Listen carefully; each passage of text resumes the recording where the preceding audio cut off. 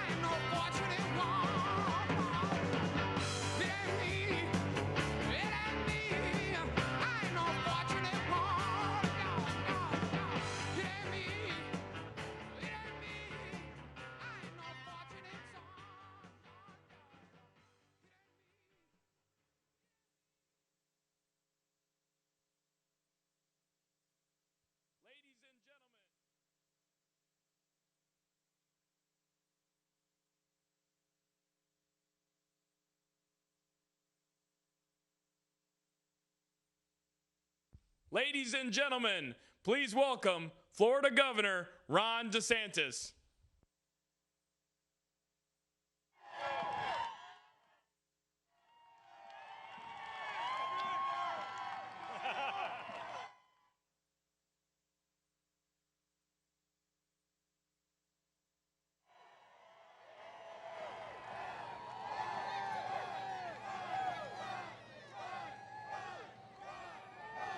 Hello, Ocala.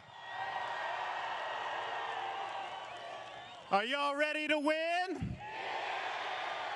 You know, 4 years ago when the president won Florida, there were 340,000 more registered Democrats than Republicans in Florida.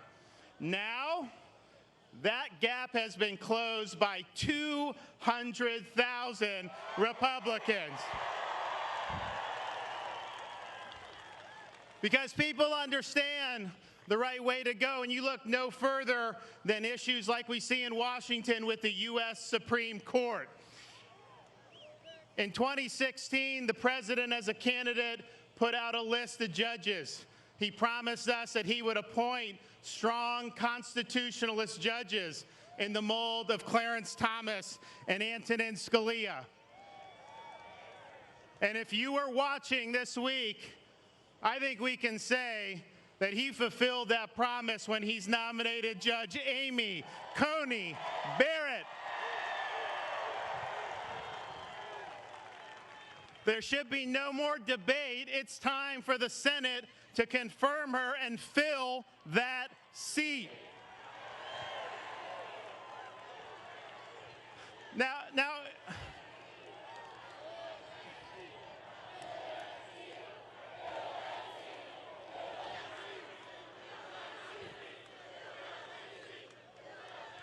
Now, even though she's abundantly qualified, obviously super intelligent, great mother, strong faith, the Democrats are whining. They're saying, oh, no, you can't do this. It's not fair. It's not fair. I think about it, I have a 3-year-old daughter, and she's wonderful, but when I play board games with her, she loves Candyland's her favorite. And when we play Candyland, if I win, she gets really upset and she cries. And I tell her, Madison, if you lose, you can't cry. You got to just try to win next time. And so the Democrats, they lost the Senate in 2014. They had a chance to win it. They lost it. So they didn't get a justice confirmed. They lost the presidency to Donald Trump in 2016. They had a chance to win that election. And then even though in a midterm you almost always pick up seats, they didn't take the Senate in 2018. In fact, Republicans gained 2 seats in the Senate. So I don't understand why the Democrat Party thinks they're entitled to govern even when they lose election after election. So here's what we understand. Republicans have the votes. We remember how the left treated Judge Bork and Kavanaugh and Thomas. And we will show no quarter. We will confirm this great justice. And when we do that, we will have a pro-life mother of 7 and a true originalist on the Supreme Court for 30+ years. So given all that, for the next 4 years, who do you want appointing judges, Biden or Trump? I thought so. Another big, and oh, by the way, Joe Biden will not answer the question about whether he will pack the Supreme Court if he becomes president. You know what that is. They haven't won elections. They don't like the justices. So they're going to add new seats to the court and put left-wing activists in there, which will totally destroy the independent judiciary. Joe, why won't you answer the question? Yes or no? Don't tell me that the people don't have a right to know before the election.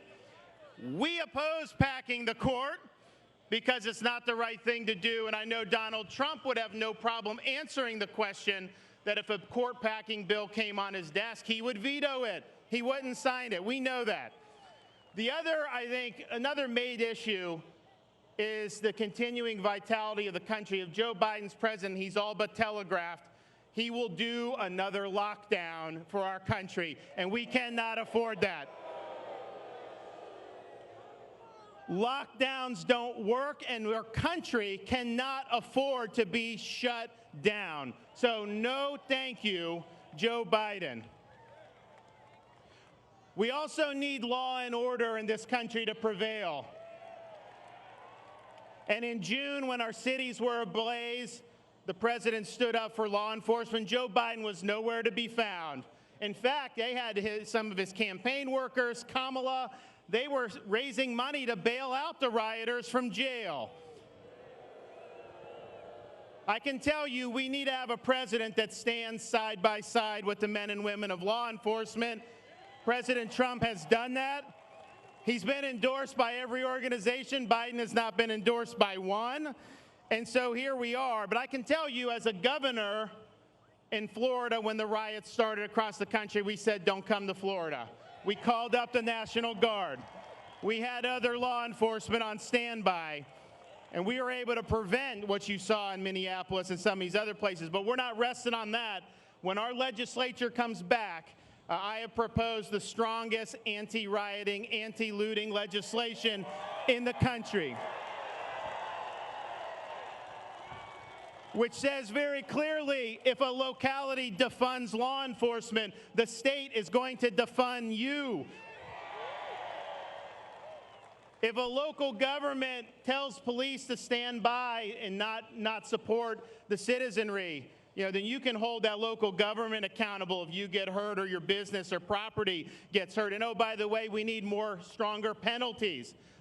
If you're rioting, if you're looting, you got to go to jail, and you got to be in there.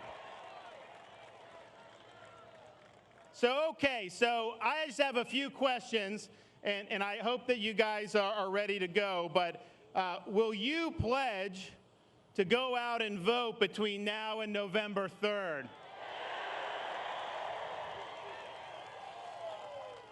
Having a little hard time hearing that. Okay. There we go. Will you pledge that when you do vote, that you will support all our Republican candidates running up and down the ballot?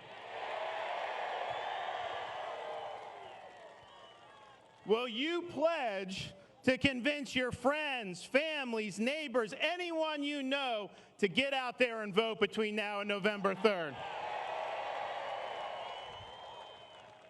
And will you pledge to do all you can in addition to voting in order to re-elect Donald Trump President of the United States?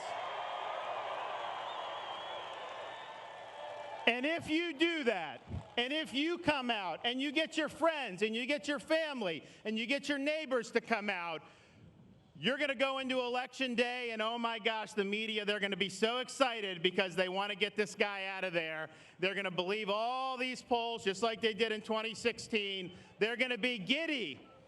And then Florida comes in, and they see the margin going down, and then the panhandle comes in, and all of a sudden, CNN, they start to get cry, and they don't appreciate because they know that the election is going to be 4 more years. Thank you, guys. God bless you all.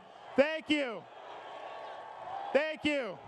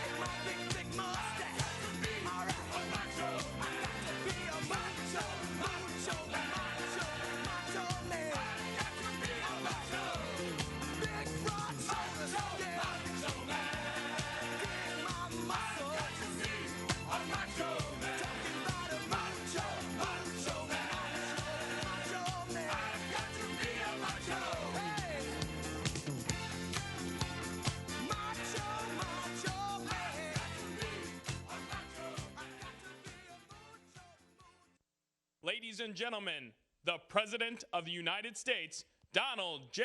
Trump. And I'm proud to be an American, where at least I know I'm free. And I won't forget the men who died, who gave that right to me. And I gladly stand up next to you and defend her still today. 'Cause there ain't no doubt I love this land. God bless the USA.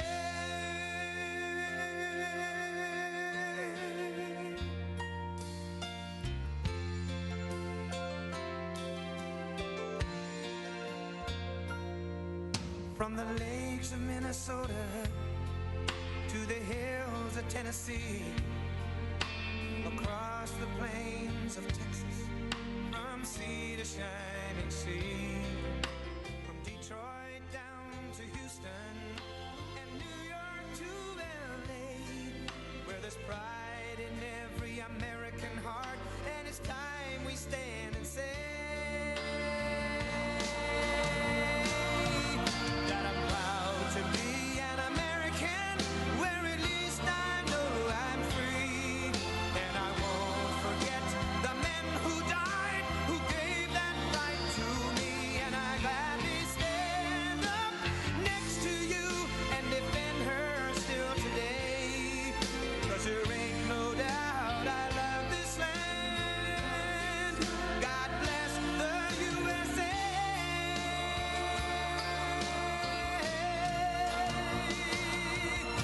And I'm proud to be an American, where at least I know I'm free. And I won't forget the men who died, who gave that right to me. And I gladly stand up next to you and defend her still today.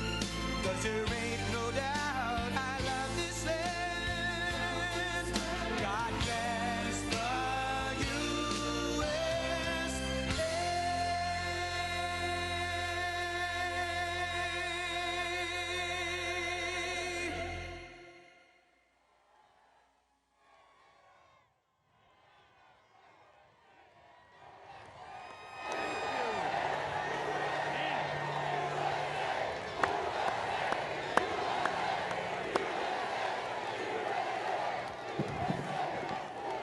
Thank you very much. Unbelievable. Can you believe how many people look behind the fake news? Can you believe how many people are back there? I wish they'd turn their cameras. You want to turn the cameras around, show? That is a lot of people here today. You know, they never report that. They won't report it. There are thousands of people behind these people. What do you give them the good location for? Got to talk to our people about that. Why are we giving the media the good location? Anyway, thank you very much, and thank you to Florida. We love Florida. And it's great to be back in this magnificent state. You know, I live here too, you know that, right? With thousands of loyal, hardworking, great American patriots. So, 18 days, can you believe it? 18. Think of that, 18. Like around 4 years ago, I'll never forget, January 20th, I stood up in the great White House. First night, First Lady. I stood right next to the Lincoln bedroom and I said, can you believe this? And now 4 years goes by, it goes by so quickly, doesn't it? But no administration has done in 3.5 years, no administration has done even close to what this administration has done. None. And that's despite phony witch hunts, phony impeachments, all of the things, and it ended up that they did it. Can you believe that? They did it. But we've done a job, and you've done a job, and we're working together, and we love you all, and we love this state, and thank you very much. Thank you very much. And by the way, we're leading in Florida. You know we're leading in Florida. Right? Thank you.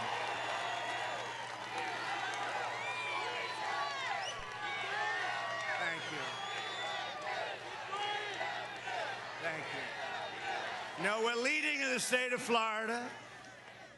How would it be if we didn't have the Russia witch hunt and all this nonsense that they threw at us for almost 4 years with the spying and all the things? How would it be? They wouldn't even have an election. We'd just say, okay, we'll take it for another 4 years, right?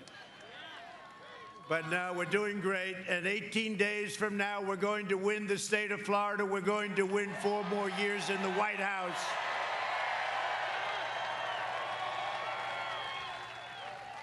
And early voting starts on Monday. We're going to have a red wave, it's called, the red wave. So get out and vote. No, they're calling it a red, these people, look at all those cameras. These people, they're calling it a red wave. They expect there may be, not forget about the word may. They said there may be a big red wave. We will have a red wave, the likes of which they've never seen before, and that includes 4 years ago.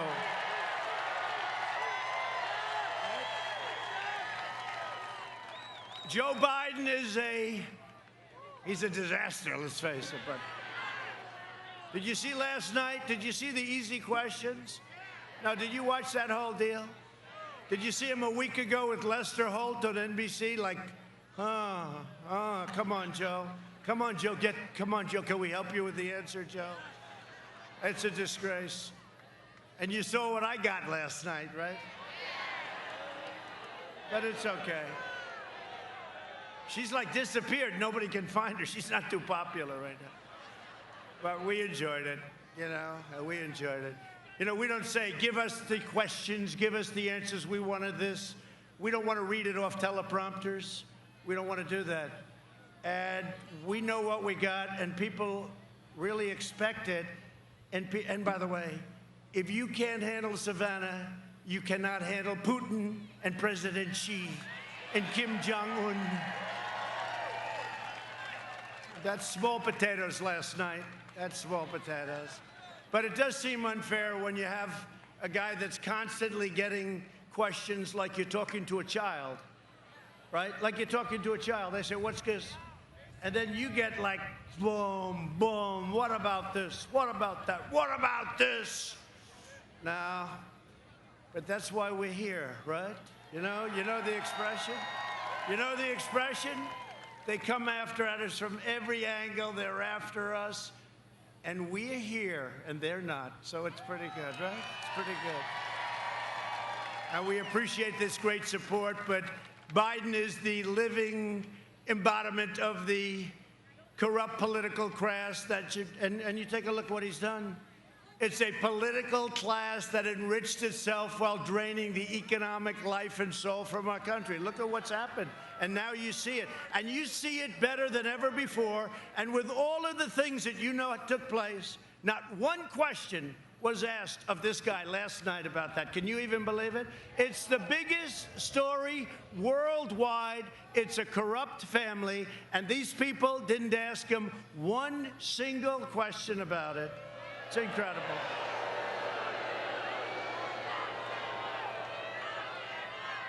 No, it's true. Yeah, lock it. It's true.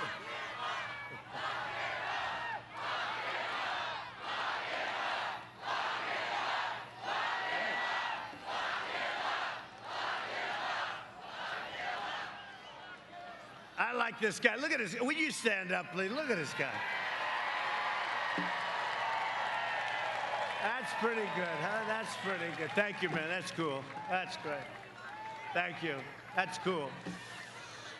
For the last 47 years, Joe Biden has shipped away your jobs, shut down your factories, threw open your borders, and ravaged our cities while sacrificing American blood and treasure in endless foreign wars in countries that you've never even heard of. And they're all coming back. You know that. They're all coming back.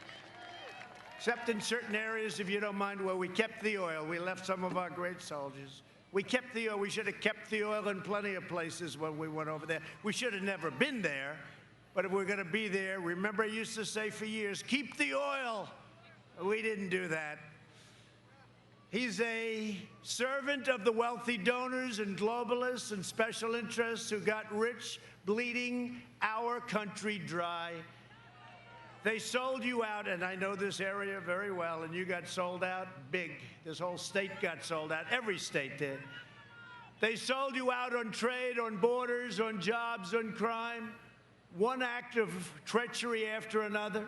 In 2016, Florida voted to fire this corrupt and look, this is the most corrupt group of people, okay? I've gotten, and you know, when I say drain the swamp, I used to think it was like a swamp this thick. It's like real thick. It's very thick.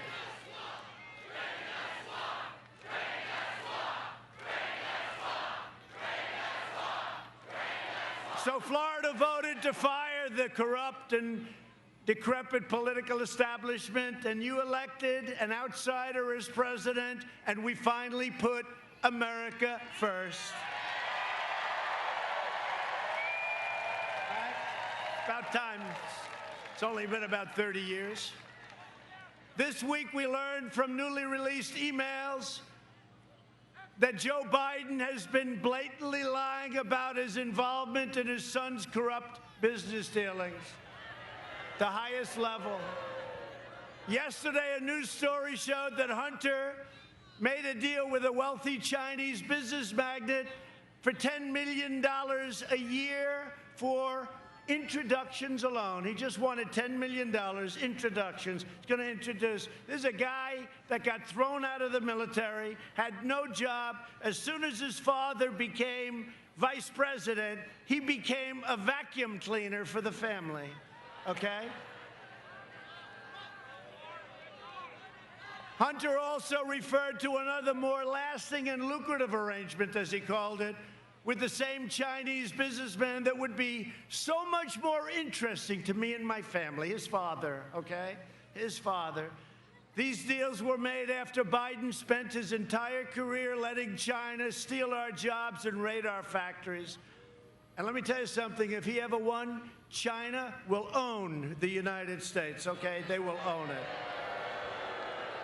What's happening to China now, nobody's ever seen that. Nobody ever thought it was possible.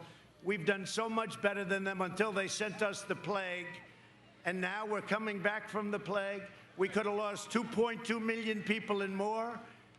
And we lost much. We lost over 200,000 people. We shouldn't have lost a person. What they did to us, we will never forget. Just remember that.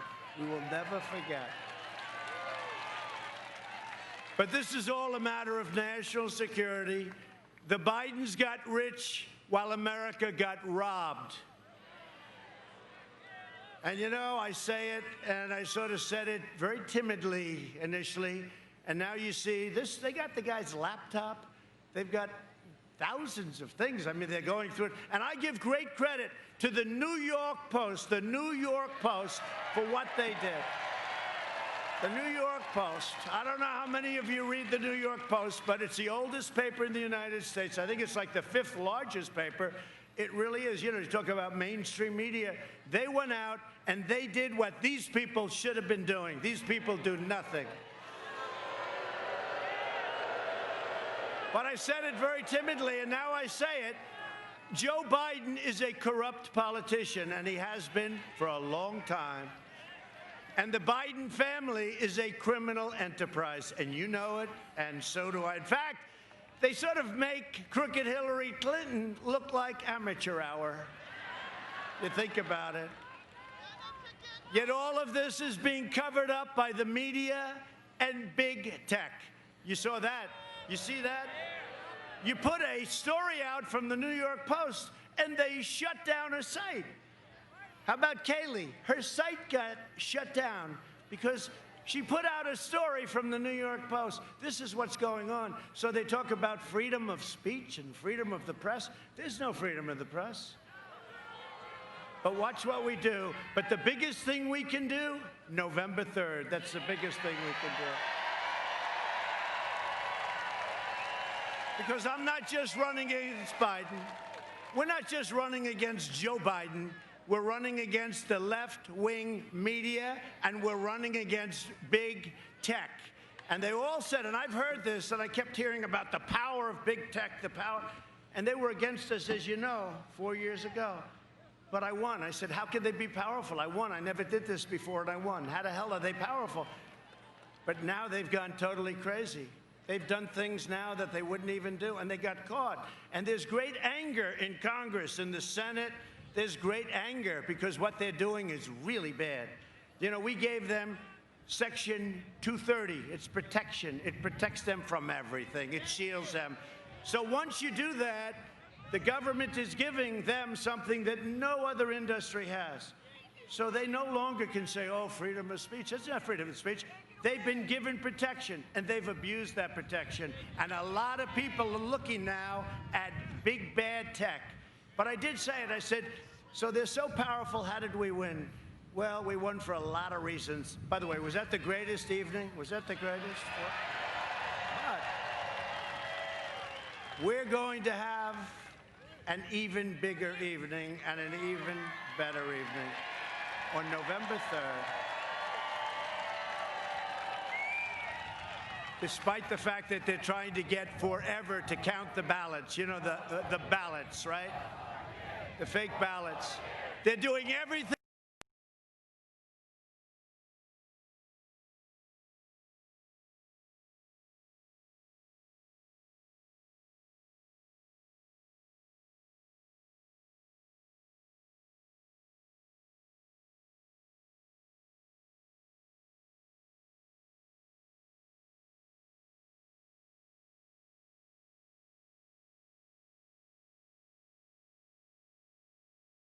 He's shot. He is a vehicle, and he's got his vice president, who is further left than Crazy Bernie, okay? Kamala. Nobody treated Joe Biden worse than Kamala during the debates, right? Now, she got beat up by other people. She got beat up badly. So badly that her polls dropped, and she went out very angry. And then he picked her. I said, this could be a very good thing. And then Mike Pence did a great job the other night, didn't he? Right? Did a great job. Hey, man.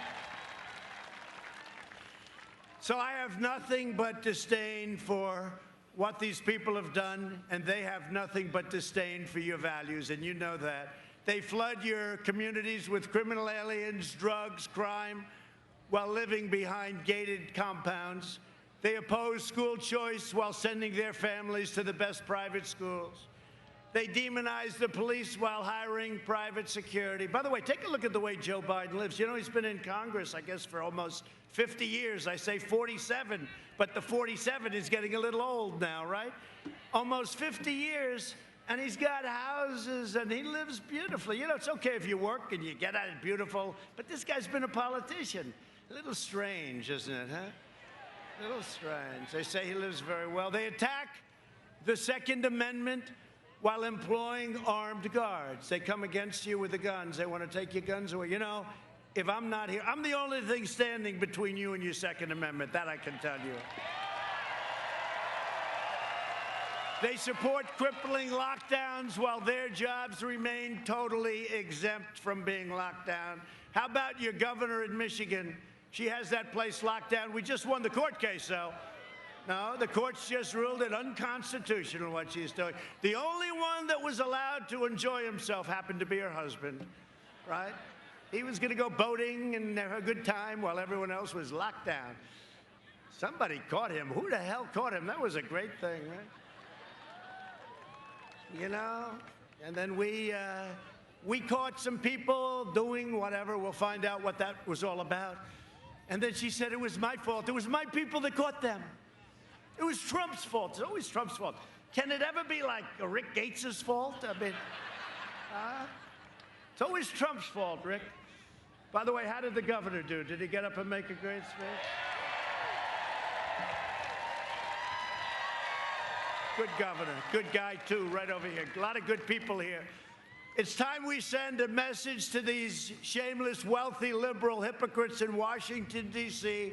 and Silicon Valley. Do you see that Silicon Valley and these guys are 99% behind the Democrats, okay? What's that all about? What's that all about? They're 99, not even 90. I'd like to say 90, right? 99. Well, one of the reasons I don't call them, and I don't need their money, and I don't want their money, you know, that helps. It really helps. Let me tell you, if I called them and say, do me a favor, send money, every one of them would send money. I don't like making those calls. Because when you make those calls, it's hard to say no. Just on a human basis, it's very hard to say no. They call and they ask for a little thing like how to make an extra $5 billion. I don't make those calls. You know, you read where they have a lot of money flowing in. That's because everyone's calling everybody. We're going to win, and when we win, this is this, and this is... That's why they raise money. I could raise much more money. President, every call I make, every single guy, even if they hated me, they'd all contribute. But, Rick, you understand it. I don't want to make those calls. I don't want to make those calls, right? Huh? Yeah, I know. Where is Rick? He's here. Where is Rick? Where is Rick? Oh, you're there. Good. So I just want to thank everybody, and we do have some special people. Matt, stand up. Come here. I want to just tell something. This guy, Matt Gaetz.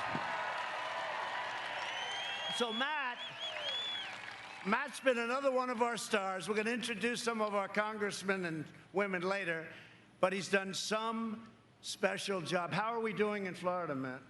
Huh? Good? So, you know, the polls came out today, and they're very good. They don't report them. They don't report them. They do report them if they were bad, but we're not going to have any bad. We're going to have a big day. Make sure you work very hard, Matt, and I'll see you in a second. On Election Day, you can send a message that the fake news media and the big tech censors, because that's what they are, the big censors, and we're going to send them back. We're going to clean out the Washington swamp. I never knew it was this deep. But we're cleaning out the Washington swamp.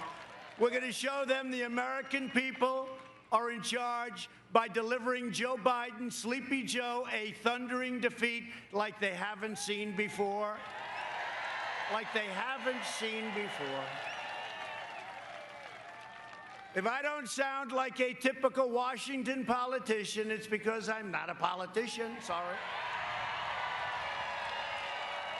And if I don't always play by the rules of the Washington establishment, it's because I was elected to fight for you harder than anyone has ever fought before.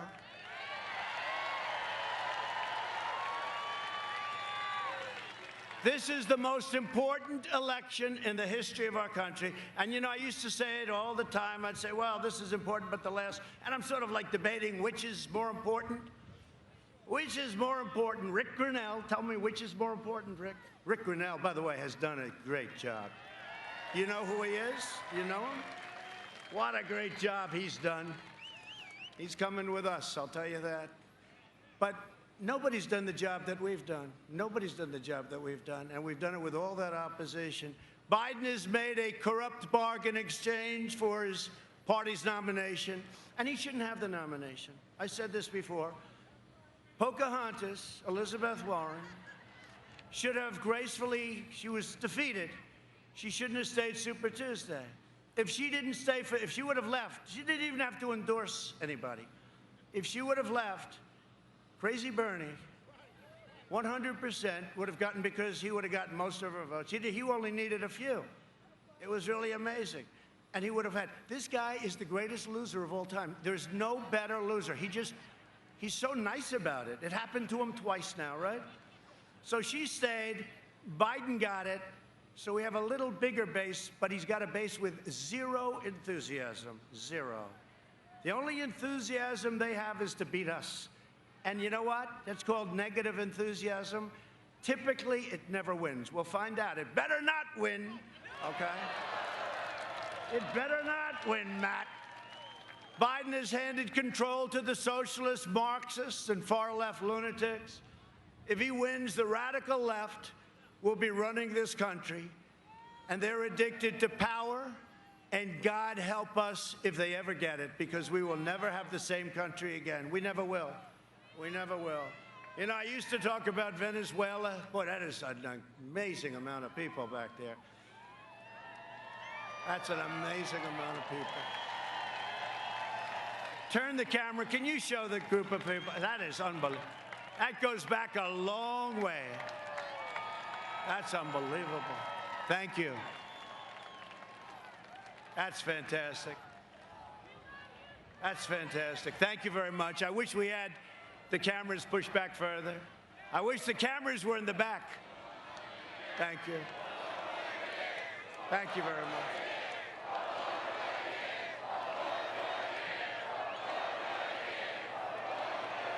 Why don't you drive them crazy? Just say 12 more years, right?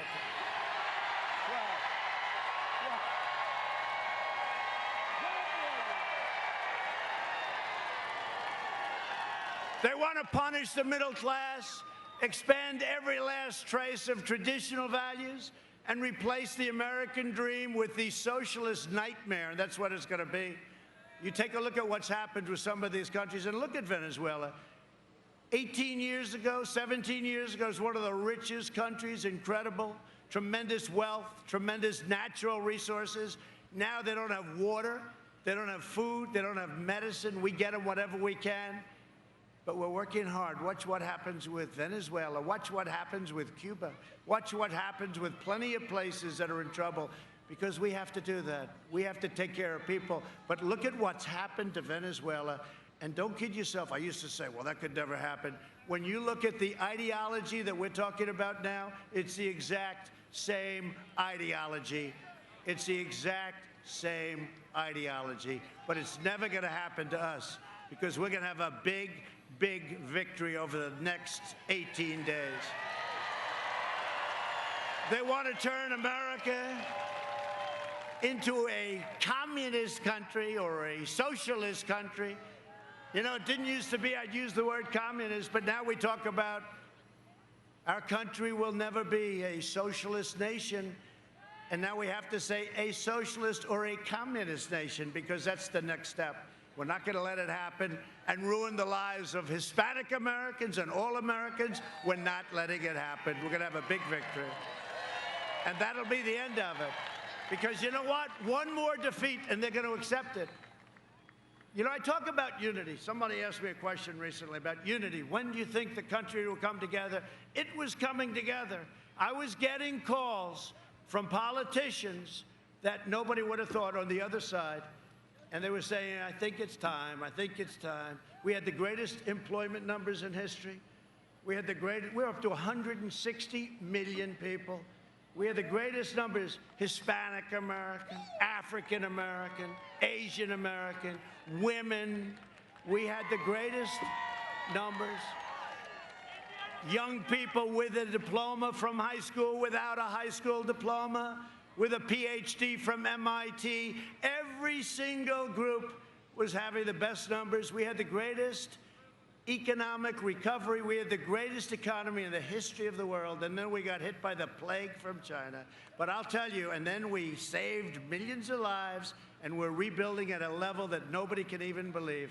But we were coming together, and I told the person, I said, the thing that's going to bring our country together is success. And it was happening. And until that artificial, horrible situation came in, it was happening. It was happening like never before. And had that not happened, you would have seen great unity. And by the way, the last administration had no unity. Look at St. Louis, look at Henderson, look at Ferguson, look at all of the different, look at Oakland, look at Baltimore, look at the things that were happening. People forget, it was a mess. It was a total mess. And then you look at H1N1, that Biden always calls N1H1. I said, no, Joe, don't do it, Joe. He can't do it. He can't do it. Did you see last night he had to take out the piece of paper, $200 billion. It's not that big a deal to 200. Let's see. I'm not allowed to take out paper, right? Am I allowed to take out and start reading them to you? Pretty amazing, huh? Pretty amazing. He rips out that paper. You know why he does that? Because it's not working quite too well. Joe Biden and the Democrat socialists will kill your jobs, dismantle your police departments, dissolve your borders, By the way, our border now is the strongest it's ever been, 400 miles of wall. And Mexico is paying for the wall, by the way. They like to say Mexico's, you know, we get the wall. We're up to almost 400 million. It's almost complete. It'll be complete very soon. And really, that's why we have such good numbers now, the wall. You know, they used to say, we don't want a wall, we want drones. Oh, that's great. You can watch people pour into our country. Right? But we got the wall done. And I'll tell you, and Matt and these guys, they really helped a lot. They were warriors. They helped a lot. That was not easy. That was not easy. And Ron, that's right, we forgot. Ron was a congressman. You know, he came to me and said, sir, I'd like to run for governor. I said, well, I could, you know, understand that, but you got a long way to go. And he said, no, I'd like your endorsement if we have your endorsement. I said, look, Ron, let's think about it. Anyway, you know, he's a great guy. Harvard, Yale, smart. I said, all right, Ron, I'm going to endorse you. Who the hell knows what's going to happen? Boom, I pressed it. He went from 3 to 71 in one day.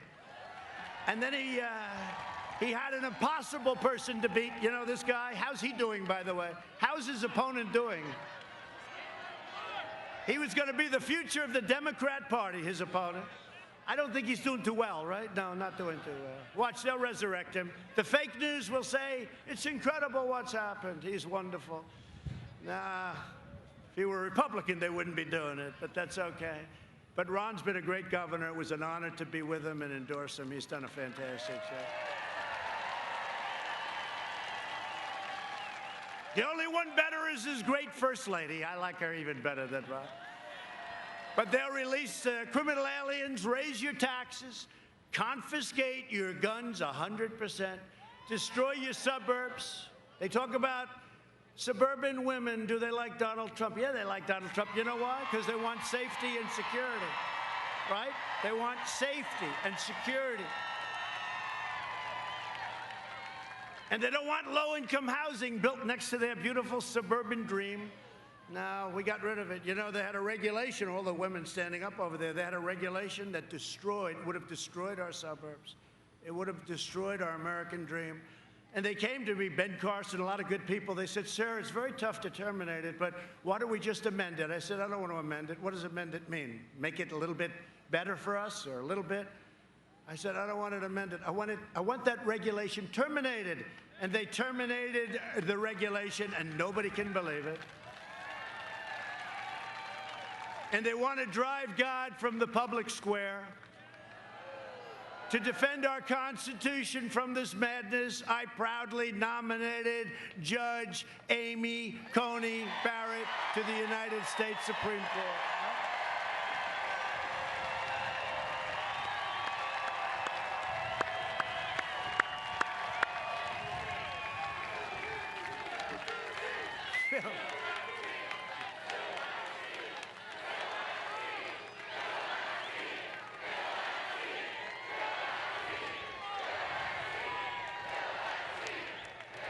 No, don't worry, we'll fill that seat. She's done fantastically well. People can't even believe it. What a breath of fresh air, right? Isn't it nice? Isn't it nice? She's fantastic.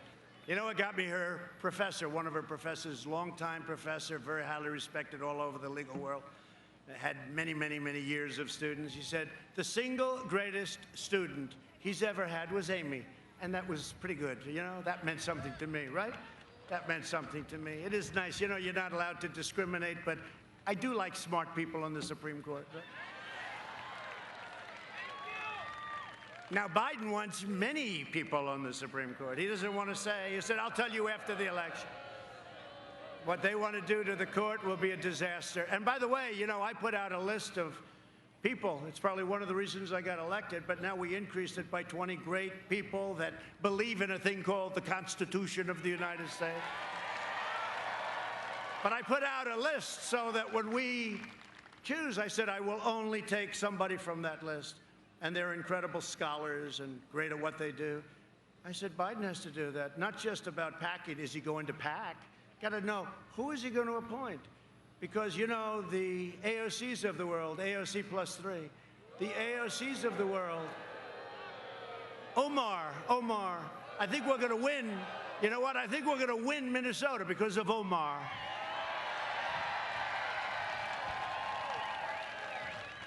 Think of it. She hates our country. She hates our country. She comes from a place that doesn't even have a government, and then she comes here. She tells us how to run our country, and she hates our country. And we're going to win Minnesota. First time since 1972. You imagine? Hasn't been won by a Republican, but we're doing very well there. Thank you very much, Omar. Ilhan Omar. Thank you very much. She's a wonderful person. Now, we got people, it's not even thinkable. You know, it used to be that Congress, they loved Israel. Today, it's almost like the opposite. It's crazy. What they've done to Israel is incredible. Not the Senate, in all fairness, but if you look at the House with Pelosi and these people, it's like they hate Israel. And they believe in Omar, who came in here, married her brother or something, and came in illegally. Come on, Justice. Let's go, Justice. Department of Justice. Democrats will pack the court with radical left judges who will shred our Second Amendment, empower violent mobs, and protect terrorists and criminals. You know that. Biden's agenda would be a catastrophe for Florida seniors. Do we have any seniors in the room? No, I'm not a senior. Okay.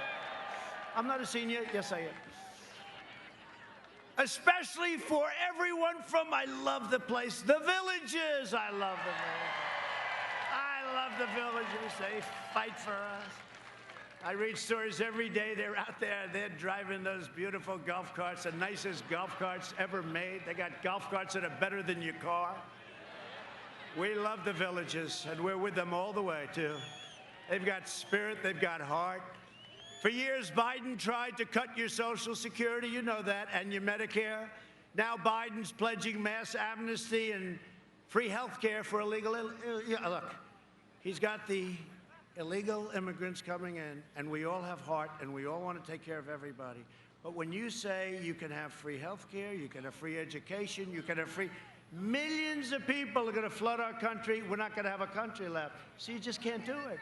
All it is a magnet. Please come in. So we're sorry, but we will decimate Medicare and destroy your Social Security and destroy your country. While I'm president, no one will touch your Medicare or your Social Security. To reduce the price of prescription drugs, as you probably have heard, and it's not pleasant for me, I have taken on a thing called Big Pharma. They have unlimited money and, in a sense, unlimited power. They're the biggest lobbyist in the world. They spend more money than anybody else, I think, by far. Perhaps the lawyers spend more money. But Big Pharma, I signed the most favored nations rule, which nobody can believe. Because, you know, last year, we're the only administration in 51 years that brought down the cost of prescription drugs. Do you know that? But not much. 1%. I'm not proud of that. 1%, but at least it's something. But the big deal is other countries are paying a tiny fraction of what we pay for the same exact drug. The same pill, 10 cents versus $2.50. And we pay by far more than anybody, and it's us, because they view us as suckers. So I said to Big Pharma, you're going to either do these things and get rid of the middlemen and all of the things that we do. You know, I'll bet you Hunter Biden is a middleman. You know that? I'm just... Right? I'm just thinking. Now, I don't know. You know, the middleman with drugs, the middleman, it's called the middleman. They never say the middleman or woman. They're not politically correct. They don't care. They make so much money. These are the richest people. I don't even know who the hell they are. I'll bet you that Hunter Biden has a piece of that action. The middleman. We're getting rid of the middleman. We're giving the governors the right, and your governor wanted it, the first one, to go to Canada, where the same exact drug costs 50%. They're going to buy in Florida until the favored nations kicks in, which will be even better. They're going to buy drugs prescription drugs from Canada at 50% off, and you're going to get the benefit. Think of that. Because we have a long-time system that's corrupt, like so many other things, and hard to break, so we're breaking it by letting them go and buy. And we have various states, but Florida is going to be one of them. You're going to go, you're going to buy them for much less. But ultimately, that'll stop because the greatest is favored nation. So you will have and you will be paying the lowest price. We're going to match the lowest price anywhere in the world. You're the biggest buyer, and that's what it's going to be. Plus, we capped insulin costs for Medicare plans at less than $35 a month. It was much, much higher, many times higher. My people did a great job in that. You know, insulin was driving people out of business, and people were dying because they couldn't afford it. They couldn't do it. And every senior on Medicare will soon be receiving $200 to help with the cost of your medicines. And we got that approved, too. We got a lot approved. Nobody has done what I've done for seniors, that I can tell you. We have a lot of great plans, too. Biden had 47 years to do what I did, but he's owned by the special interests, and he's owned by the drug companies. He's never going to do this stuff. He can't do it. I don't need their money. I don't want their money. I never asked for their money. Who the hell knows? Maybe they gave me something along the line. Sir, you received $400 from Pfizer 7 years ago. But you know what? I couldn't care less. I'm here to do a job. Then I'm going to leave, and I'm going to hopefully you're going to say I was a great president, but that's going to be in 4 years. That'll be in 4 years. Thank you.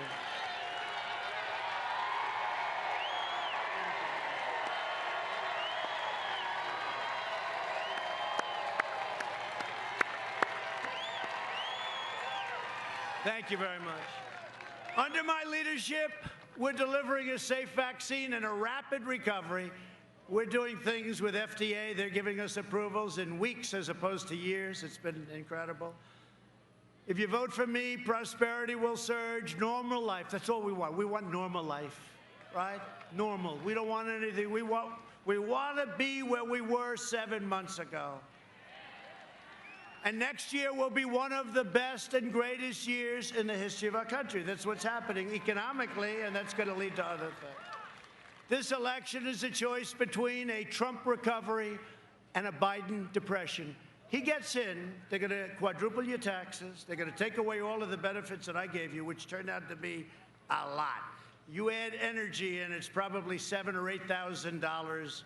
Think of that, $7,000 or $8,000 a year. Did you ever see yourself with like $2 gasoline? Did you ever see that? Did you ever see that happening? How about less than $2? And at the same time, we are now energy independent, and we have millions and millions of people working on energy. Millions of people. Millions of people. No, we're very proud of it.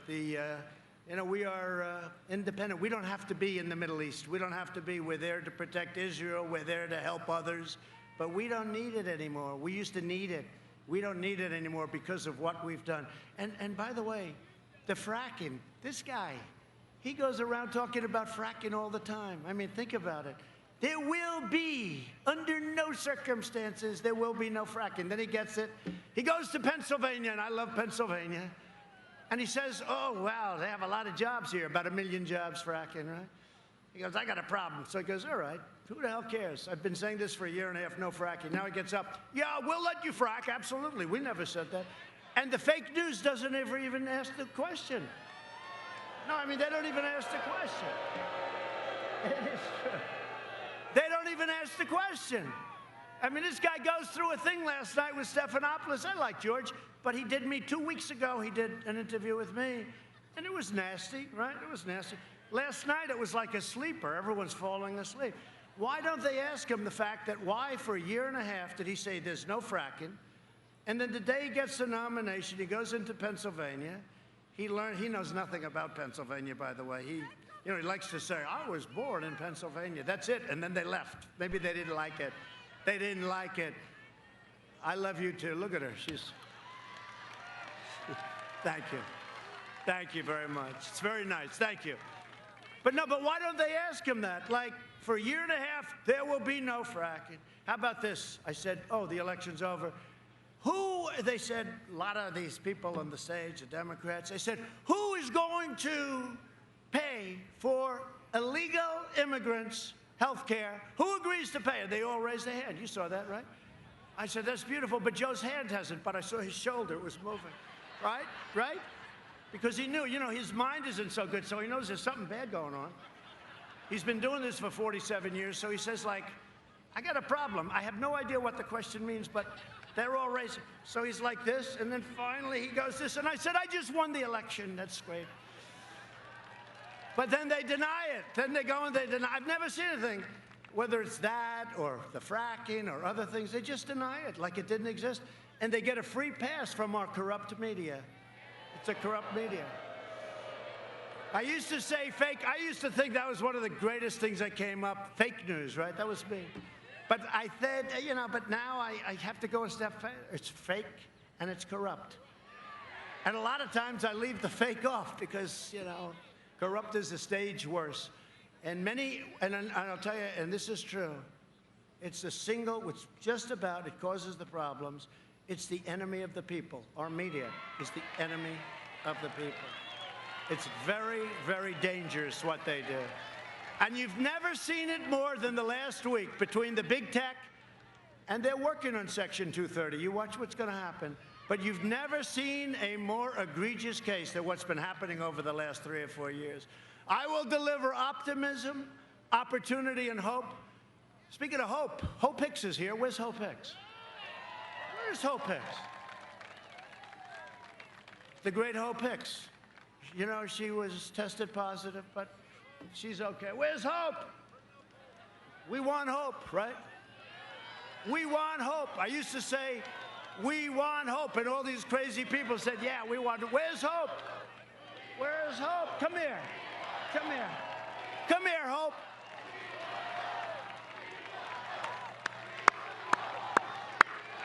Come on.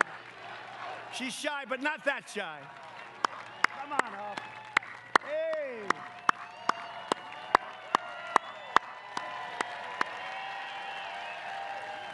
Hope. We want hope. See? We want hope. We want hope. We want hope. We want hope. We want hope. We want hope.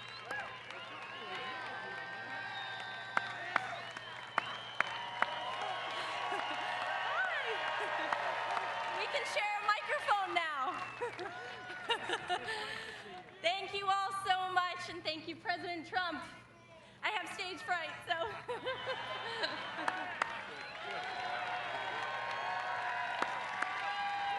Ah, she's great. So she tested positive and she got better so fast. It was like, that's called being young, strong, right? Young and strong, but she's been fantastic. Thank you, Hope. We're proud of you, Hope. So Biden will deliver pessimism, poverty, and decline, and that's what he's going to do. Look, you know what drives me when I see, he's always criticized, saying, oh, I didn't act fast enough with China, but for 2 months after I did it, he said, I was what, xenophobic? I said, what does that mean? I was xenophobic. What does it mean, Joe? Tell me exactly, please. Give me a definition. He said, I don't know. That's what they told me to say. But, you know, 2 months later, he's saying, I shouldn't have done it, right? But now his whole line is, I didn't act fast enough. I did it in January. He's talking about it in February and beyond, late February, beyond, that I shouldn't have done it. Then I did Europe, too, very early. I saw big infections in Spain and Italy. You know, I did Europe. Nobody even talks about it. So we did with over 200,000 people. But remember this, we were expected to lose 2.2 million people and maybe more than that. And our people, whether it's Vice President Pence or all of these people that work so hard on the task force, they've done an incredible job. They've done an incredible job. And when you look at our numbers and when you look at the surge that's taking place right now, and we're going down and Europe is going way up, they used to love to compare us, but we compared very favorably. But now we're making ventilators for Europe and the rest of the world. We're doing things that nobody thought was even possible. So I just want to thank all of the people that work so hard on that. That's been an amazing, amazing experience. But a guy like Sleepy Joe Biden would terminate our recovery, delay the vaccine, prolong the pandemic, and annihilate Florida's incredible economy. Your economy is starting to boom. with a draconian, unscientific lockdown. And you know what happens with the lockdowns, right? You know what happened to people when they're in the lockdowns. Biden's plan will crush America. My plan will crush the virus, and America will be in a position very soon like it was never in before. That's what's happening. This week, even the failing New York Times had no choice but to quote, and they put a statement, probably the writer of the article has been fired since, it's been 3 days. But they said, experts are, this is quote, experts are saying with genuine confidence, New York Times, that the pandemic in the United States will be over far sooner than anybody expected. Isn't that nice? That's the New York Times. Can't believe it. I heard that, I said, give it to me again. Let me hear that again, because I don't believe it. Our early and aggressive action saved as many as 2 million, but maybe much more, as we said, maybe much more than that. We pioneered life-saving therapies. Well, here I am. I mean, you know. Here I am. That's it.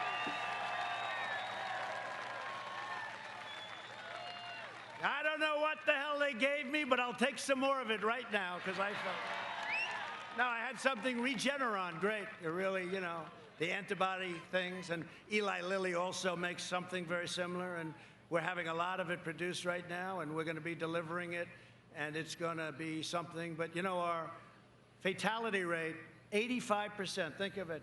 We have it reduced 80 to 85%, all the way down. So this is what we've done is incredible. We understand what's going on. We understand that 99.9 for young people. Like Barron gets, I said, how you feeling? Not good. How you feeling 2 hours later? I'm feeling great, Dad. It's, you know. Whether we like it or not, they have a little better immune system than we do, right? You know, we don't like to admit it. Let's never admit it, but that's the way it is. You know, Barron's great. Our First Lady is great. People love our First Lady. They love our First Lady. Man, the abuse that she takes, she is a fantastic woman. She loves you. She says love. But they love our First Lady. They love her. And they love our family. How about Ivanka? Do we love Ivanka? Right? And Don and Eric and Tiffany, they all... And they gave up a lot. You know, you don't read that. I lost hundreds of millions, billions of dollars doing this. You know, this cost me billions, right? I don't take the salary. It's $450,000. I don't do this.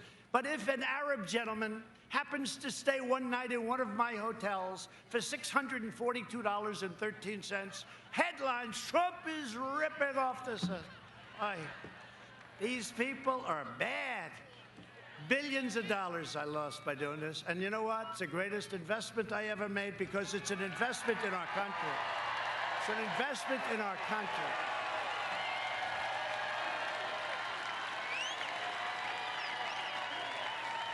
Thank you. The greatest thing I've ever done. And we are doing things that nobody else would have been able to do. And I'm only doing it because of you. And you know, when you think we're doing it together, but we are the difference between having a great country, and our country's going to be at a level in 2 years, 3 years. We need a little time to seed some of the things we've done. We still have more regulation cutting to do. We've cut more than any other administration in history by far, but we still have more. You know, it used to take 18, 17, 20, 21. It would take years and years, 21 years to get a highway approved. And then usually it didn't get approved. And it would cost hundreds of times more than anticipated. We have that down now to 2 years and probably 1. I mean, things like that. And it may get rejected for environmental or safety reasons. That's okay.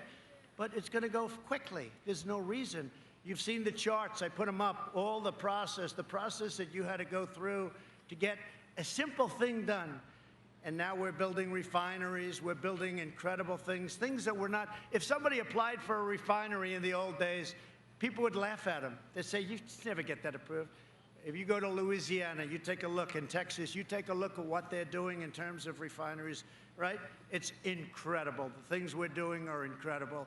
And that's all because of us. So this is the greatest thing I've ever done, because nobody would be able to do what we as a group have been able to do for our country.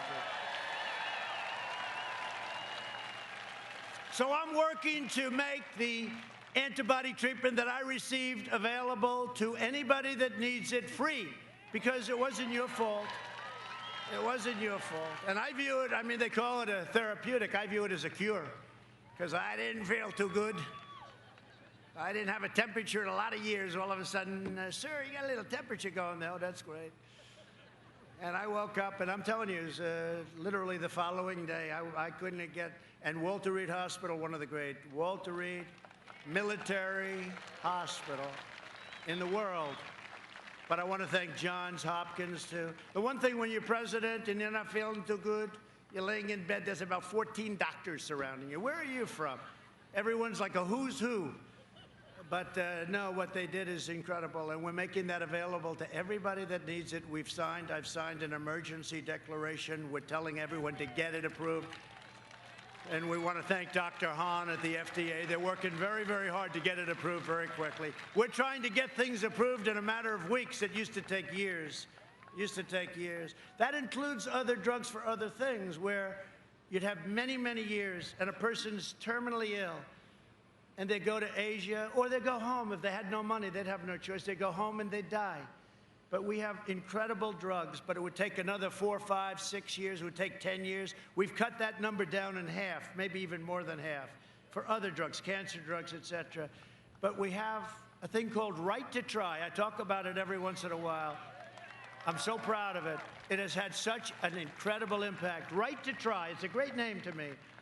And it's somebody who's terminally ill, and we have a drug that looks really promising, and they're not allowed to use it because they're afraid it's going to make the person sick. I said the person is going to die. But not that easy, because you had the drug companies didn't want to take the liability. You had the country didn't want to take the liability. The drug companies, as an example, they didn't want to have it on their records because somebody's that sick and it looks bad on their records. The person didn't make it. So I said, what we'll do is we'll set up a different sheet. We'll set up a different sheet, and maybe we won't even count it if somebody is so sick. And then, of course, you had the insurance companies. They hated the idea. And we got them in a room.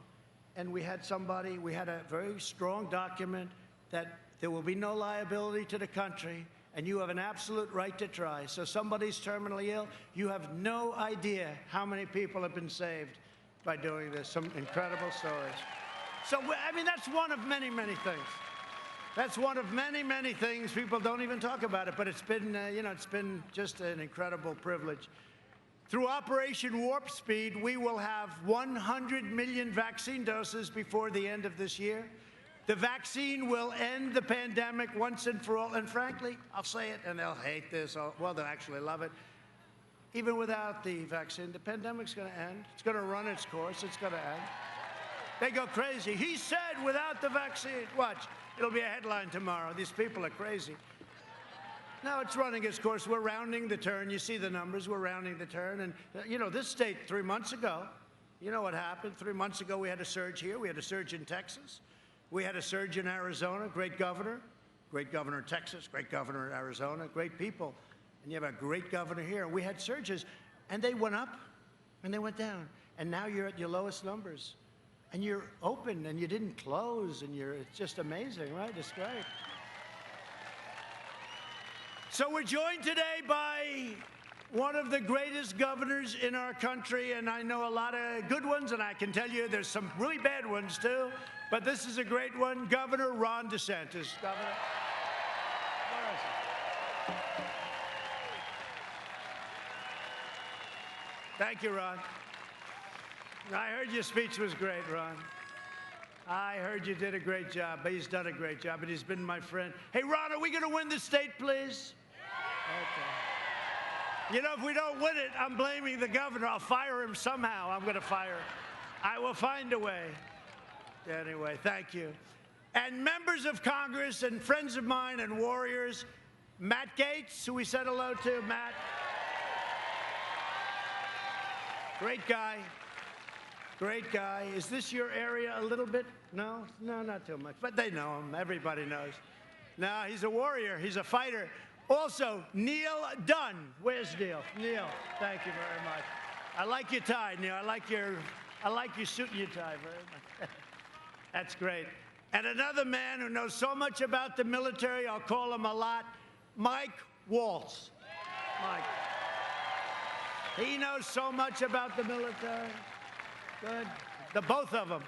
The both of them. Good. Great job. Thank you. Great to have you, fellow.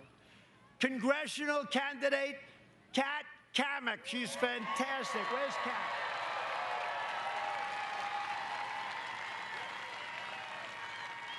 Aren't you like in a Trump 45 or something? Tell me, how many points up? 16. How much? 16.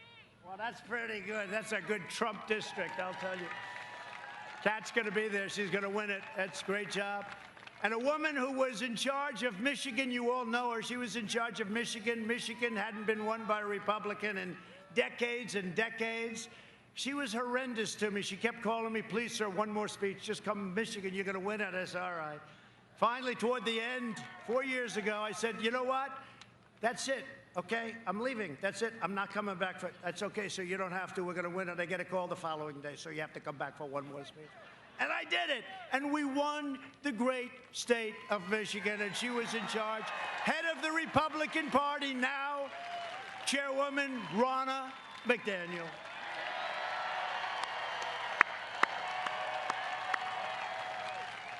Oh, she's great. She doesn't stop. How are we doing in Michigan, by the way? I heard. Yeah, poll came out. We're up 1 in Michigan. We're doing well. I mean, we should be up 30 in Michigan. We brought many car plants. You know, they hadn't had a plant for 40 years, and we have many of them being built in Michigan. So we're going to do great in Michigan. Today, we're also praying for all of the families on the Florida Panhandle. I love that Panhandle. I don't know what it is. I know it's a little away from here, but I'm going to say it anyway. Hurricane Sally, the Panhandle, you know, we came and we were doing really well in Florida. And then the Panhandle hadn't been counted yet, right, Matt? And we went out and they said, Trump has just won Florida. I said, wait a minute, they haven't even gotten through it. They said, no, the Panhandle was like 94% or something. They said, if Trump is even coming into the Panhandle, there's nobody going to beat Trump.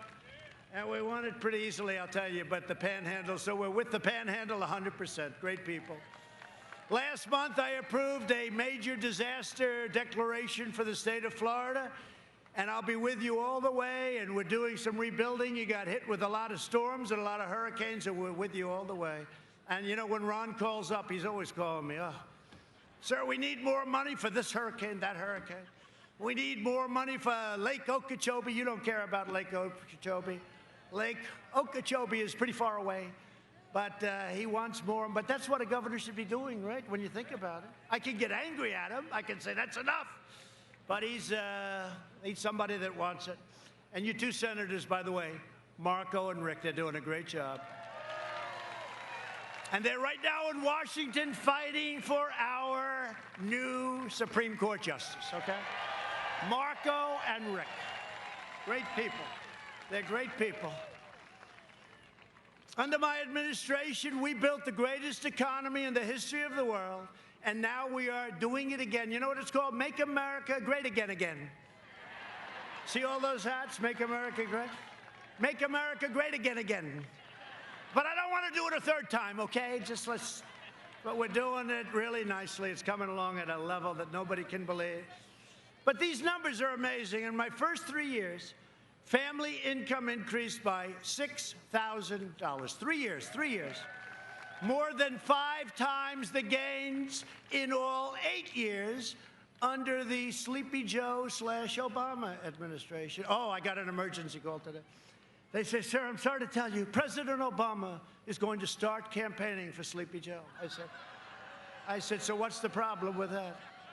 And they said, well, you know, he's going to start. I said, well, you know, he campaigned harder than Hillary last time, so why do we care?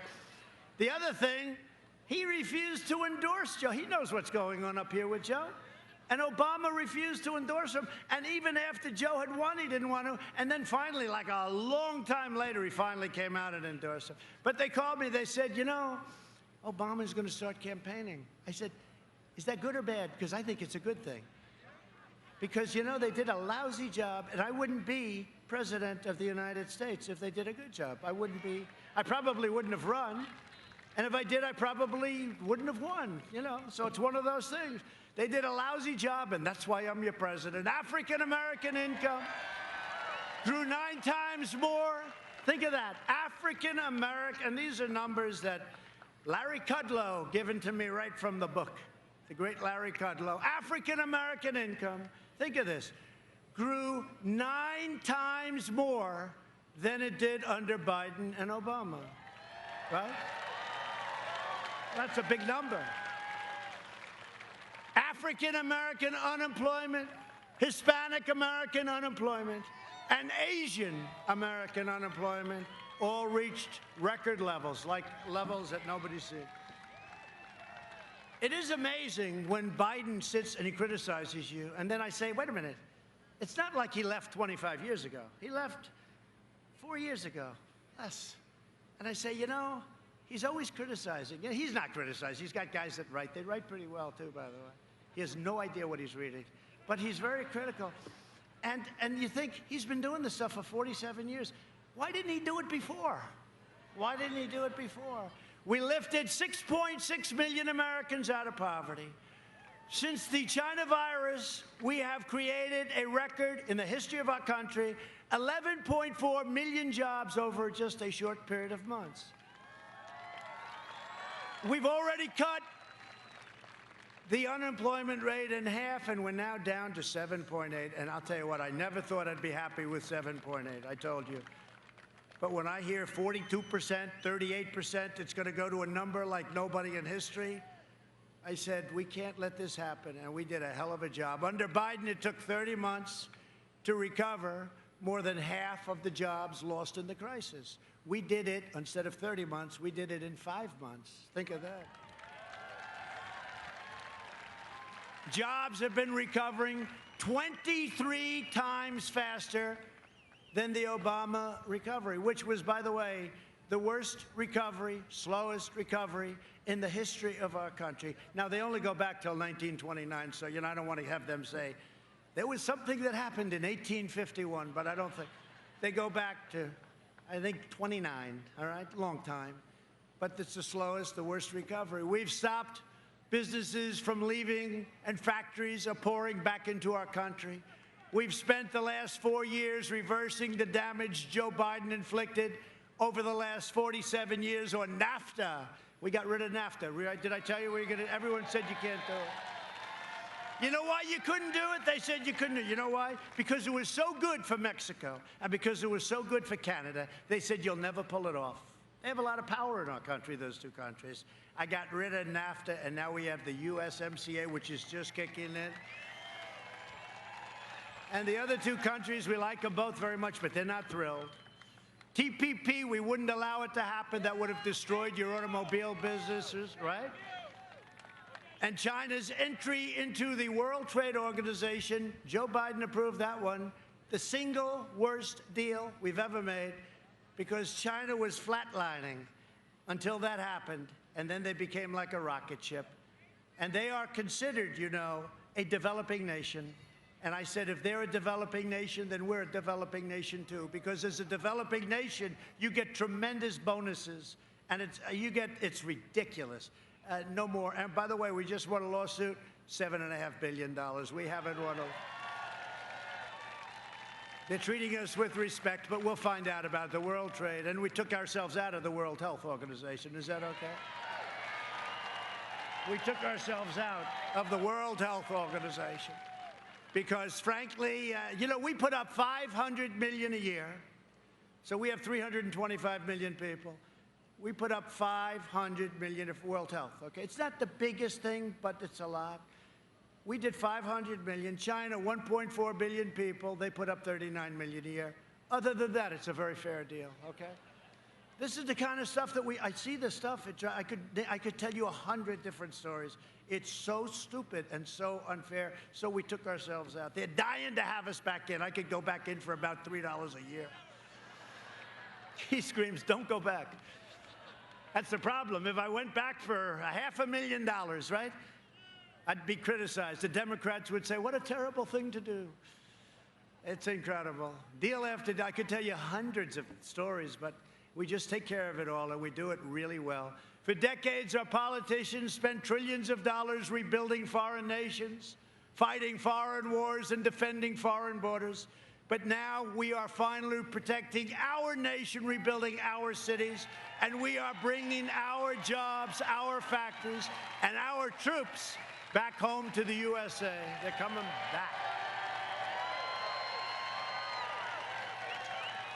And we've achieved energy independence, and we've done it while protecting our pristine environment. You know, right now, we have the best numbers from an environmental standpoint that we've ever had. All this talk, you know, Paris Accord, which was a total ripoff of our country. But all of this talk, we have the best numbers that we've had ever. Now, ever, I always have to preface it, because these people, ever, meaning, let's say over the last 50 years, because, you know, once you get back too far, we had no people, right? You know, I could say the best in over 200 years. Well, you know, 200 years ago, I wouldn't say we had too many factories. I recently signed an order placing a moratorium on offshore drilling off the coast of Georgia, North Carolina, South Carolina, and a place known as Florida. Are you okay with that? You okay with that? You know, the one that wanted it more than anybody else was Florida. Florida didn't want to see sludge coming onto their beaches, so you're not going to have it. So I just signed that up, and so you're all protected, and Matt worked very hard on it. He worked very, very hard on it, and so did your other great people here today, and your governor wanted it very badly, so we got it done. We invested $2.5 trillion in the United States military. We launched the first new branch of the U.S. Armed Forces in 75 years. It's called the Space Force. I brought back NASA, which is now the #1 space center by far in the world. It was a closed-up mess. And we passed VA choice and VA accountability, and we have now a 91% approval with our vets. Never had anything even close.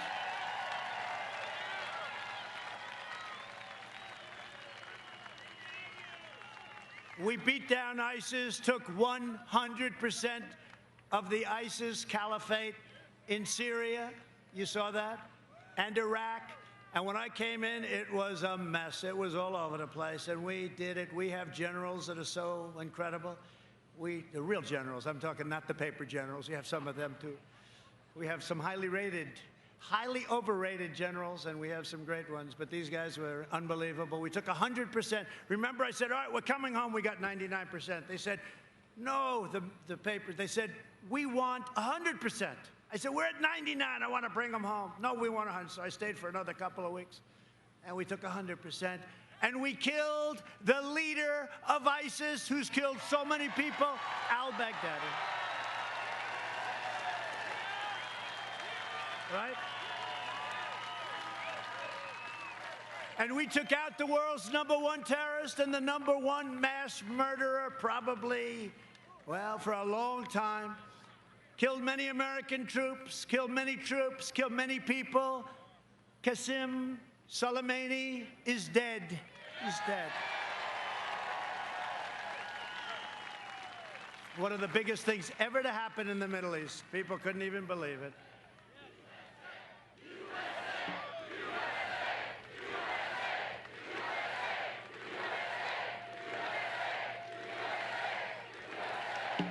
And I withdrew from the last administration's disastrous $150 billion, $1.8 billion in cash, disastrous Iran nuclear deal. And you know what? When we win, the first call I'm going to get, and I'm not doing this as anything, and I'm not trying to taunt anybody, but because it makes sense. Their economy has gone to hell with our sanctions and everything I've done. When we win, the first call I'm going to get is a call from Iran. Let's make a deal. And I'm going to get calls from other countries. They all want to make a deal. I said, let's see, you know, because their dream is that Sleepy Joe wins. Because if Sleepy Joe wins, China will own the United States. If Sleepy Joe wins, Iran will make another crazy deal where we pay him a fortune for nothing. We got nothing in that deal. That was a John Kerry incompetent deal. And the only time he got up, instead of walking away, was to go to a bicycle race. Remember that? 73 years old. And that's when I pledged I will never, ever enter a bicycle race. And he fell and he broke his leg and his shoulder or something. But at least it forced him away from the table. I thought maybe we got lucky. I kept my promise, recognized the true capital of Israel, and opened the American embassy in Jerusalem. I also recognized Israeli sovereignty over the Golan Heights. They've been talking about that for 52 years. They'd fly in, fly out. 52 years. I got it done in about 2 hours. And instead of the endless war, we are forging peace in the Middle East. In fact, I got 3 Nobel Peace Prize nominations. Only one for the Middle East. Only one for the Middle East. Let's see what happens.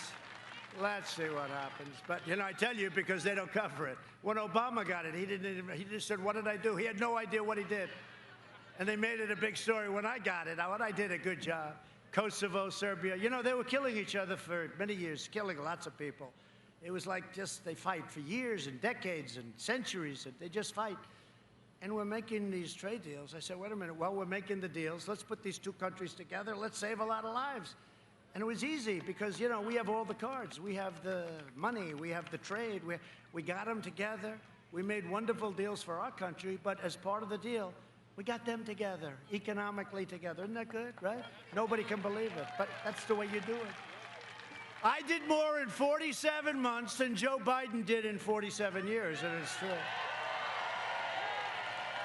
But now the Democrats are pushing the most far-left agenda ever put forward by a presidential nominee. You know, it's an amazing thing. This is the weakest presidential.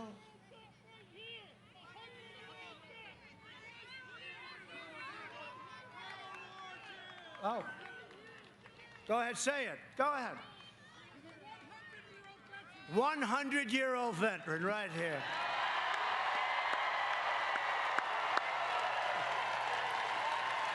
Wow.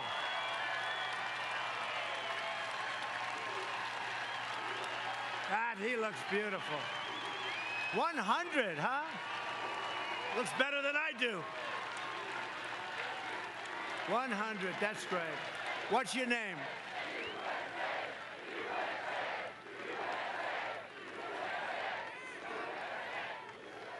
Well, I want to thank you very much, and he does not need Regeneron, okay? That I can tell you. You look fantastic, so sit down and enjoy it, okay? What a beautiful guy. 100, you look beautiful. Thank you, congratulations. That's nice, great, I'm glad you pointed it out. The Biden plan would destroy Social Security, destroy protections for pre-existing conditions, you know that. Biden vowed to terminate our travel bans on jihadist regions. He wants to get rid of the travel. You know, I won the travel ban, right? So that countries that hate us, countries that want to hurt us, they can't send their people. Somehow that makes a little sense. 105? Come on, that's beautiful. Wow, 105. Wow. 105. So he went through what? How many? 2? How many wars? 2 wars? Well, he looks good, I'll tell you. That's great. Congratulations. You look beautiful. He's got a better head of hair than I do. I like your hair better than mine. Look at that guy. 105, and he's got better hair than the president. Good. Enjoy it. Thank you very much for being here. We appreciate it. 100 and 105. Beautiful. Thank you very much. So they want to surge refugee admissions by 700%. This was agreed to with Crazy Bernie, opening the floodgates to radical Islamic terrorism. We're not doing it. He'll ban school choice, which we have to have. So important. They want to end charter schools. You know why? Because he's controlled by certain people. You know who the people are? And I say it with hesitation because I have tremendous respect for teachers, okay? Tremendous respect. I love teachers. and he wants to end your Florida Opportunity Scholarships. In the second term, I will provide school choice to every parent in America. We're already started. A vote for Republicans is a vote for safe communities, great jobs, and a limitless future for all Americans. It's very simple. It's really a vote for the American dream. That's what it is. Like these two guys, 100 and 105. Look at them. Great going. Great. So that's beautiful. A lot of spirit. Hey, do we have spirit or what? Yeah.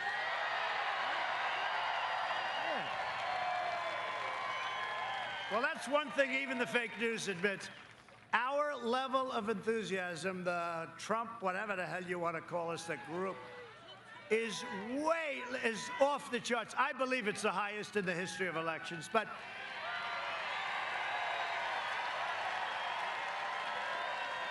it's the highest in history. And his level of enthusiasm is called non-existent. It's non-existent. There is no enthusiasm. You go through the communities, there's signs on every Trump Pence, Trump Pence, Trump Pence. I mean, you have to see it. It's like unbelievable. You don't see Biden stuff. You don't see it. We have the greatest level of enthusiasm, they say, I don't know, that they've ever recorded. And by the way, one other thing. Gallup came out with a poll the other day. You saw it, right? 56% of the people in a pandemic are better off now than they were under the Obama or Biden. And it's the best number, I think they said, ever recorded. And we're in a pandemic. It's not anybody's fault, but we're in a pandemic. 56. There's another one that's even more interesting. 62% of the people polled, this was Gallup, I think, 62% of the people polled, right, said they're lying. If that's the case, we're going to have the greatest landslide in history. I don't know if it's true. I don't know if I should be honored by it, but we'll take it. I probably shouldn't be talking about it, but we'll take it. No, did you see that one? 62% of the, because they don't want to be bothered. Just leave me alone. We'll vote for Biden. Who the hell cares? But then they go. I can tell you a lot of people vote for us that you have no idea because they want low taxes. They want a strong military.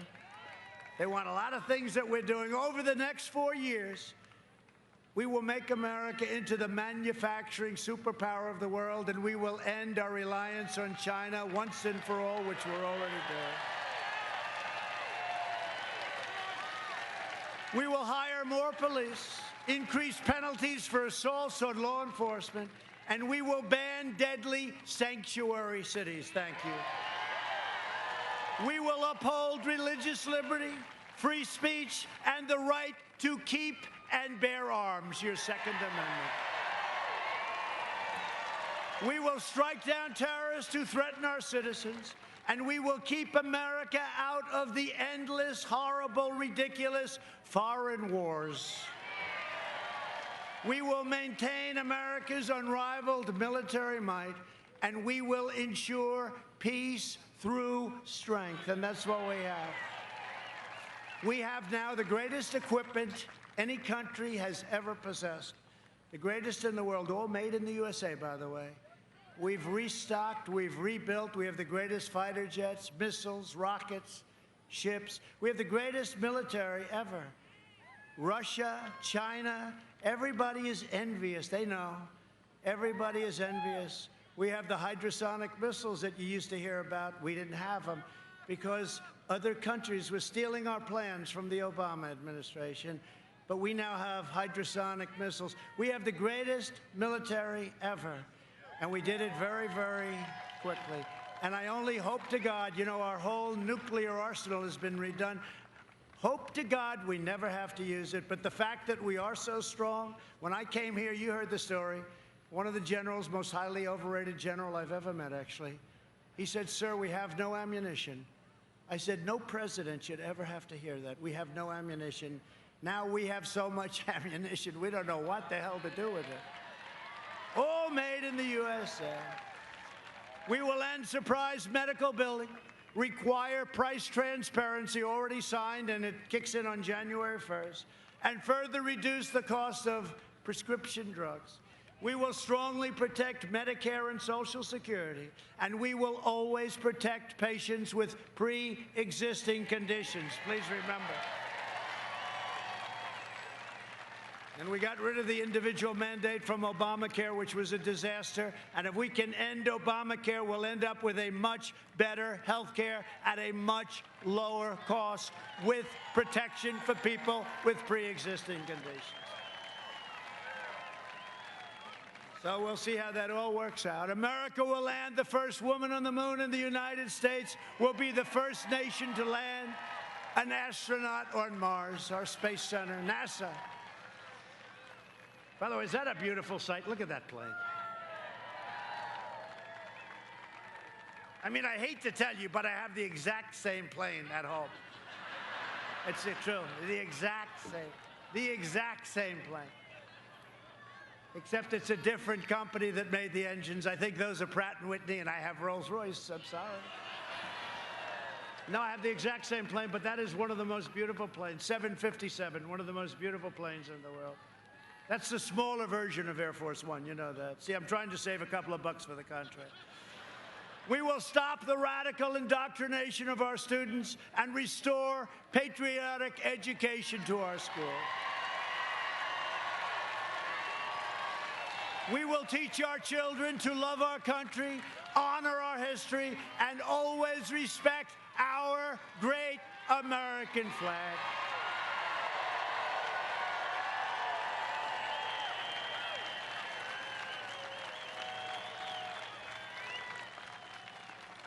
And by the way, you see what's happening with all these sports leagues that don't respect our country, right? They're going down the tubes. Their ratings are down. The NBA's down 70%. Because you know what? People don't want to hear it. They want to watch sports. They've got enough politics. They don't want to hear it. So you know what? It's too bad, but that's the way it is. Stand proud for our flag and stand proud for our anthem, right? And we will live by the timeless words of our national motto, "In God we trust." For years, you had a president who apologized for America. Now you have a president who is standing up for America and standing up for the great people of Florida, right? So get your friends, get your family, get your co-workers, get everybody. Even if you have a boss, get the boss and say, "Boss, I'm going to rip you out of your office. We're going to go and we're going to vote. Go vote." It's the most important election in our history. This is more important than 4 years ago. Most important election in our history. Early voting starts on Monday, so remember. And keep your eyes open when you watch these ballots coming in. Thank you. I love you too.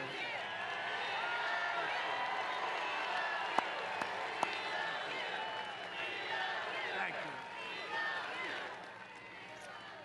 Go out and vote. Send in your absentee ballots if you want to do it that way, but make sure it counts. From Tampa to Tallahassee, from Pensacola to Miami, and from Jacksonville to right here in Ocala. I love Ocala. I love this place.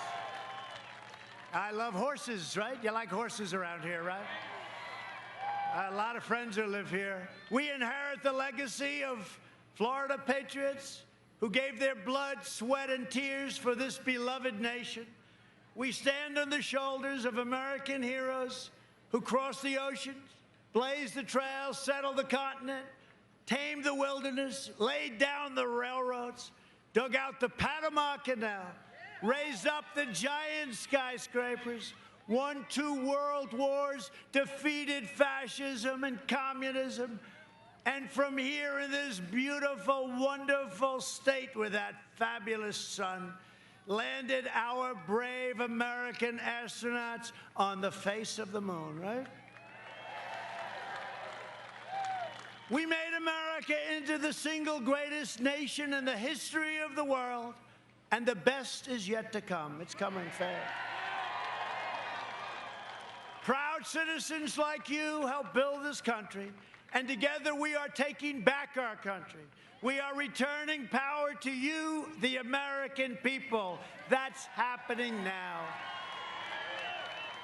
With your help, your devotion, and your drive, we are going to keep on working. We are going to keep on fighting. And we are going to keep on winning, winning, winning.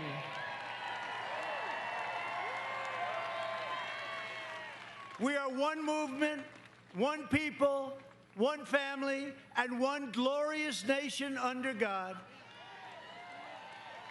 And together with the incredible people of Florida, we have made America wealthy again.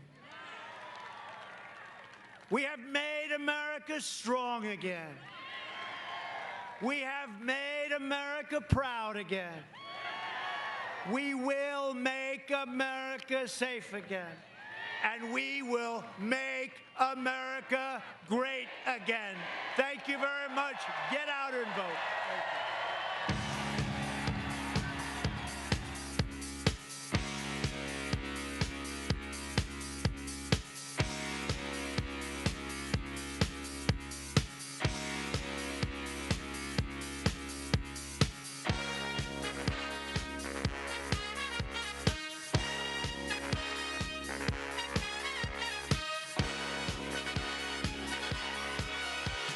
Young man, there's no need to feel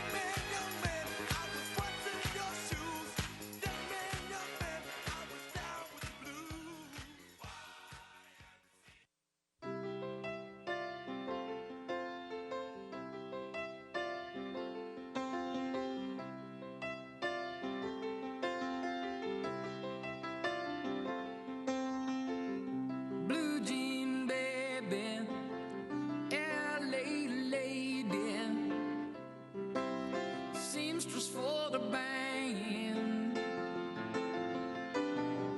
Pretty eyed pirate smile. You marry a music man. Ballerina, you must have seen her dancing in the sand. Now she's in me, always with me, tiny dancer in my hand.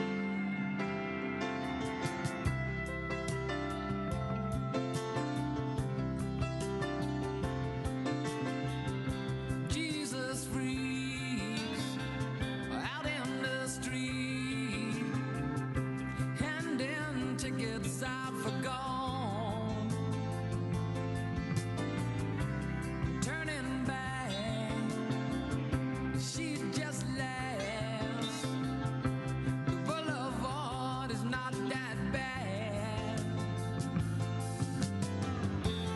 Piano man, he makes a stand in their auditorium, looking on. She sings the songs, the words she knows, tune she hums.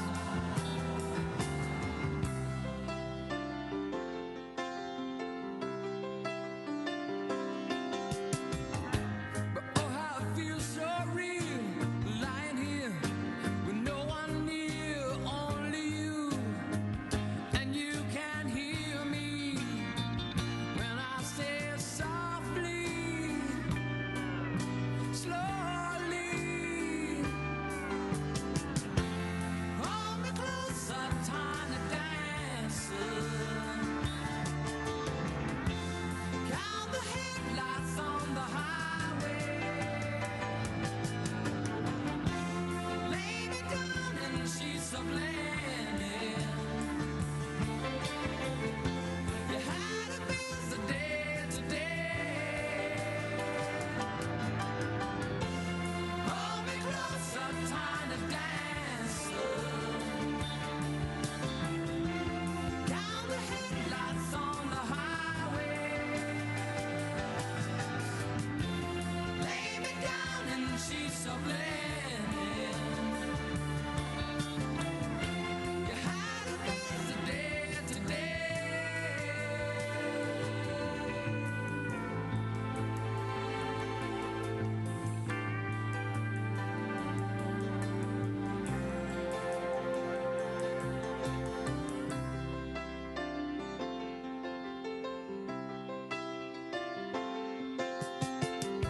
Blue jean baby, LA lady, seamstress for the band.